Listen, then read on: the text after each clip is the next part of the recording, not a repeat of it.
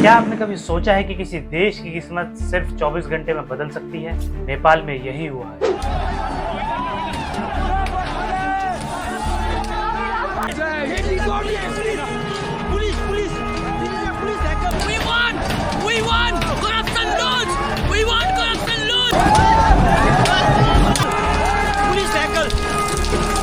Social media ban, गोलियां, मौत और फिर एक प्रधानमंत्री का इस्तीफा। लेकिन यह सिर्फ एक बैन या एक नेता की कहानी नहीं है। ये कहानी है 3 दशकों से जकड़े हुए राजनीतिक करप्शन, युवाओं के टूटते धैर्य की और उस जैन सी क्रांति की जिसने पूरा सिस्टम हिला दिया। इस एपिसोड में हम समझेंगे नेपाल में यह प्रोटेस्ट क्यों फटा, कैसे बढ़ता गुस्सा सोशल मीडिया से निकलकर सड़कों पर आया और क्या नेपाल भी अब श्रीलंका और बांग्लादेश के रास्ते पर चल पड़ा है। नेपाल के राजनीतिक इतिहास को समझे बिना यह क्रांति अधूरी है। 90 में डेमोक्रेसी आई, 2006 में किंग ज्ञानेंद्र को हटाकर नया युग शुरू हुआ, 2015 में संविधान आया और नेपाल एक फेडरल रिपब्लिक बना।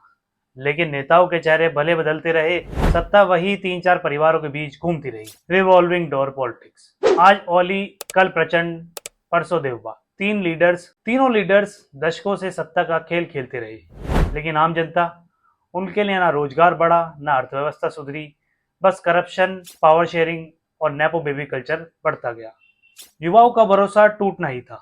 नेपाल की अर्थव्यवस्था लंबे समय से संकट में है। फॉर्मल जॉब्स लगभग खत्म, लाखों युवा विदेश जाकर खाड़ी देशों में मजदूरी करने को मजबूर हैं और यहाँ महंगाई आसमान छू रही है। हर साल नेपाल में रेमिटेंस से अरबों डॉलर आते हैं, लेकिन ये पैसा आम लोगों की जिंदगी नहीं बदल पा रहा, क्योंकि सरकार का सिस्टम करप्शन से सड़ चुका है। सोशल मीडिया पर नेपाली यूथ ने सवाल पूछा, जब हम अपनी पढ़ाई के बाद भी मजदूरी करने बाहर जाते हैं तो हमारे नेता और उनके बच्चे लग्जरी कारों में कैसे घूमते हैं? यहीं से हैशटैग नेपो किड्स और हैशटैग नेपो बेबीज जैसे हैशटैग ट्रेंड करने लगे। यानी गुस्सा सोशल मीडिया पर धीरे धीरे उबल रहा था। फिर आया 4 सितंबर। नेपाल सरकार ने एक झटके में 26 सोशल मीडिया प्लेटफॉर्म बैन कर दिए। Facebook, Instagram, x, Reddit, YouTube सब बंद। कारण बताया गया, national security, fake news control, supreme court के आदेश का पालन। लेकिन असली मकसद साफ था, सरकार अपनी पोल खुलने से बचना चाहती थी। नेपाली यूथ के पास जो एकमात्र प्लेटफॉर्म था अपनी आवाज उठाने का, वही उनसे छीन लिया गया। सोचिए, जिन युवाओं के बिजनेस, टूरिज्म प्रमोशन, छोटे स्टार्टअप्स सब सोशल मीडिया पर निर्भर थे, उनकी रोजी रोटी पर सरकार ने लात मार दी। अब गुस्सा सिर्फ ऑनलाइन नहीं रह सकता था। यही वह समय था जब हामी नेपाल नाम का एक संगठन सामने आया। इसके 36 वर्षीय फाउंडर सुदन गुरु, जो अब तक ह्यूमैनिटेरियन काम करते थे, उन्होंने युवाओं को संगठित करना शुरू किया। डिस्कॉर्ड जैसे प्लेटफॉर्म पर मीटिंग्स हुई, प्रोटेस्ट की परमिशन ली गई, बैनर्स, पोस्टर और पीसफुल प्रोटेस्ट गाइडलाइंस जारी किए गए।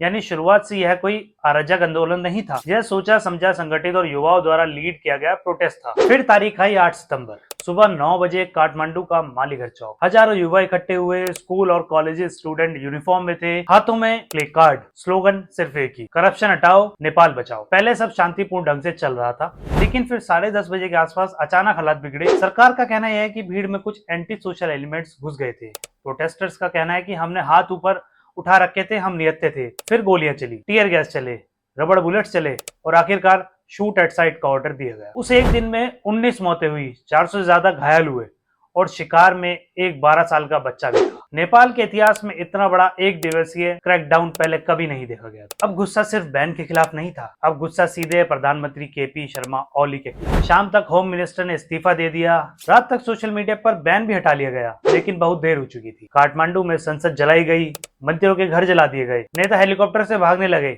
नेपाली यूथ की एक ही मांग थी, ओली इस्तीफा दो। यह वही मोमेंट था जिसने पूरा मूवमेंट बदल दिया। अब यह सिर्फ एक पॉलिसी या बैन का विरोध नहीं था, यह एक सिस्टम चेंज की मांग थी। दक्षिणी एशिया में यह पहली बार नहीं हो रहा। 2022 में श्रीलंका में आर्थिक संकट और महंगाई ने सरकार गिरा दी थी। 2024-25 में बांग्लादेश में स्टूडेंट प्रोटेस्ट पर हसीना सरकार ने क्रूर क्रैकडाउन किया। नेपाल का हाल अलग है।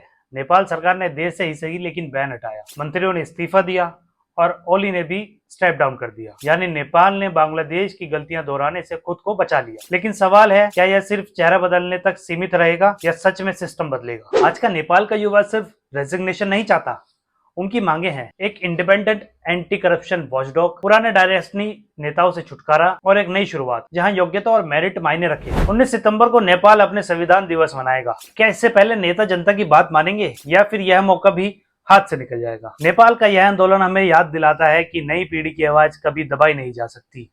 सोशल मीडिया बैन, गोलियां, मौत कुछ भी इस आग को रोक नहीं पाई।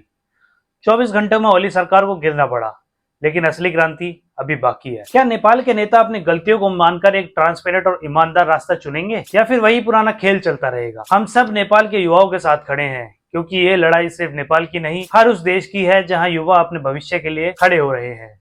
और याद रखिए, जब सिस्टम सड़ जाता है तो नई पीढ़ी उसे बदल देती है। धन्यवाद।